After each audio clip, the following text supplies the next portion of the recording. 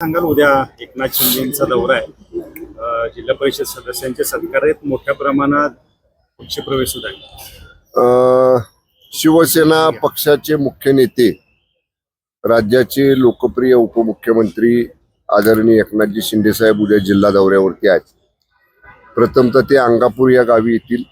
ग्रामस्थांच्या वतीनं अंगापूरच्या त्यांचा सत्कार समारंभ आहे.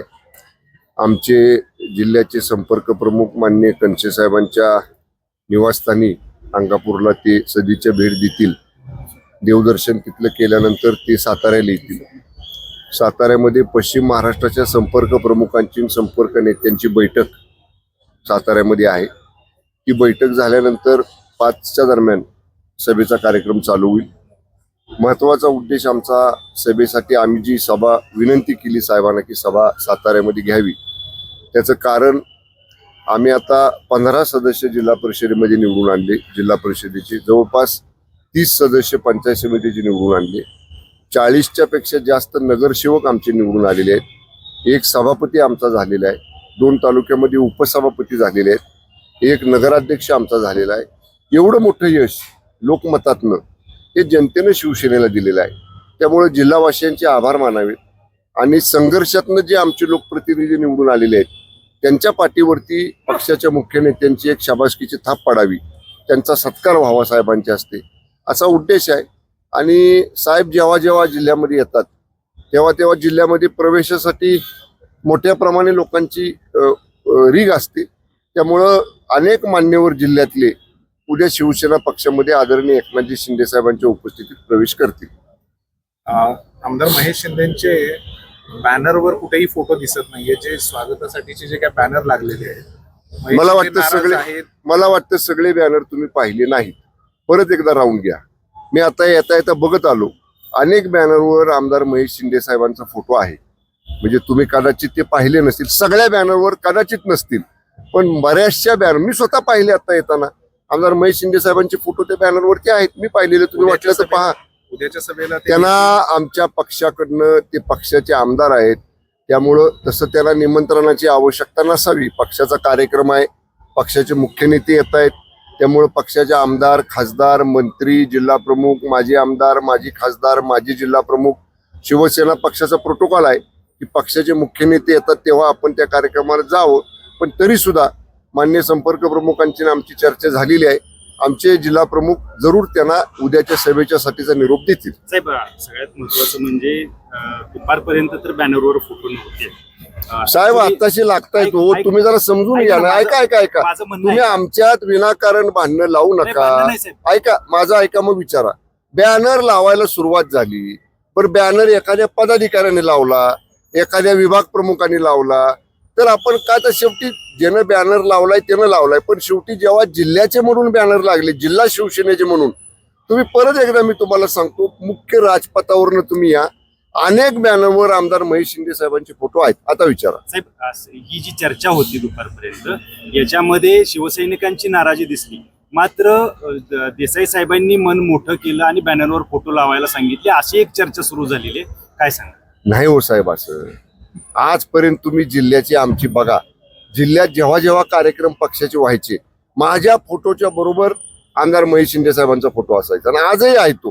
काय झाले, आता संख्या जास्त झाली बॅनरची, कारण सदस्य जास्त निवडून आले, लोकप्रतिनिधी जास्त निवडून आले आणि थोडं प्रत्येकाच्याच बॅनरवर आता काही ठिकाणी माझे पण फोटो नाहीत.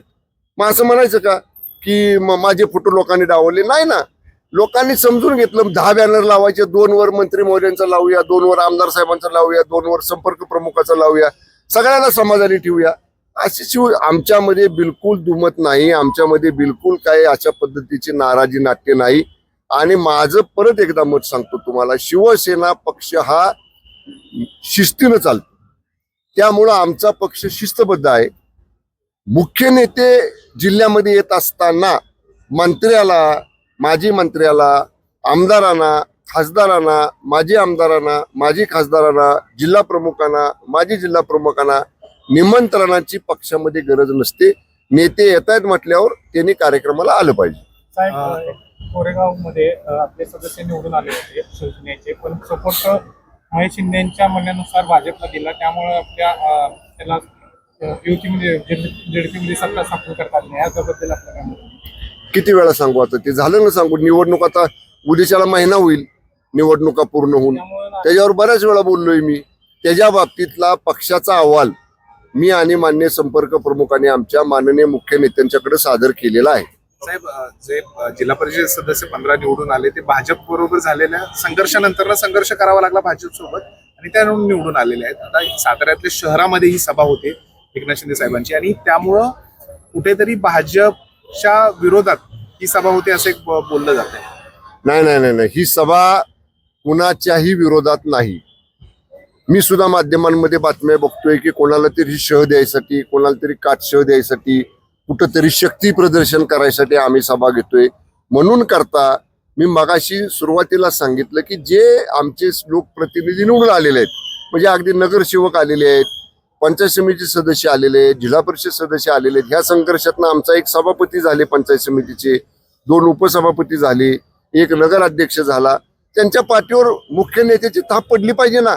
त्यांना वाटलं पाहिजे बाबा एवढ्याच आपण प्रतिकूल परिस्थितीमध्ये निवडून आलो तर पक्षाच्या मुख्य नेत्याने आपलं कौतुक केलं आणि साताऱ्यात सभा घ्यायचं कारण एवढंच आहे 20 किलोमीटर अंतरावरती अंगापूरला साहेब येत आहेत शरद कणसे साहेबांच्या गावामध्ये तिथून आणि जिल्ह्याच ठिकाण आहे ना त्यामुळे शेवटी जिल्ह्याच्या ठिकाणी सभा होणं आणि ऐतिहासिक गांधी मैदान आहे साताऱ्याचं या गांधी मैदानावरती झालेल्या सभेनंतर अनेक स्थित्यंतर जिल्ह्यामध्ये घडलेली आहेत. त्यामुळं अशा ऐतिहासिक गांधी मैदानावर आदरणीय शिंदे साहेबांची सभा व्हावी अशी कणसे साहेबांची माझी आमच्या सगळ्यांची बऱ्याच दिवसांची इच्छा होती. शेवटी आता उद्याचा मुहूर्त त्याला सापडलाय त्यामुळे सभा यशस्वी करण्यासाठी आमच्या सगळ्यांचे प्रयत्न सुरू आहेत. ओके.